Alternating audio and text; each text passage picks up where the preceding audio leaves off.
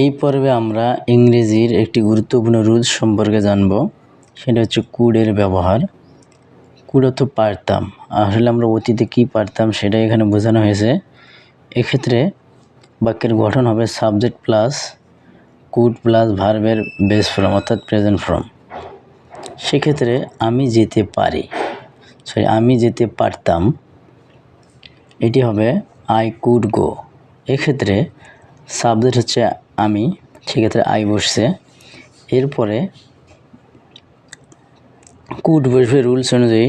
তারপর হচ্ছে যেতে হচ্ছিল ভার্ব, সেক্ষেত্রে যেতে ইংলিশ হচ্ছে গো। অতএব আমি যেতে পারতাম হবে আই কুড গো। এরপরে তুমি যেতে পারতে, ইউ কুড গো। সে যেতে পারতো, হি কুড গো।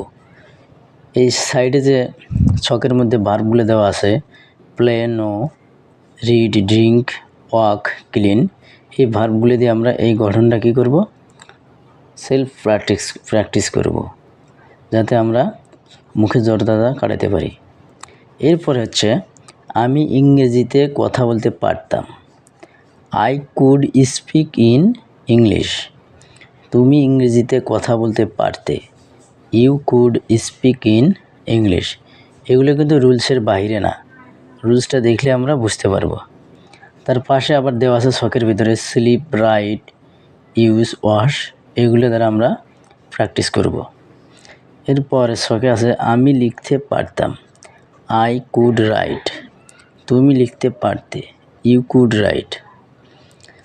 পাশের ছকে দেওয়া আছে ওয়ার্ক, স্টপ, সিং, ড্র। এই ভার্বগুলি দিয়ে এগুলো আমরা প্র্যাকটিস করব, যাতে আমাদের মুখে জড়তাটা কাটে। আশা করি আপনারা বুঝতে পারছেন, এবং এই ভিডিওটি সবাই যদি ভালোভাবে দেখেন কয়েকবার, তাহলে ইংরেজিতে একটু জড়তা কাটবে আপনাদের। এবং আমি চেষ্টা করব স্টেপ বাই স্টেপ ইংরেজি বিভিন্ন রুলসগুলো ব্যবহার আপনাদের সামনে তুলে ধরতে। ধন্যবাদ আপনাদেরকে।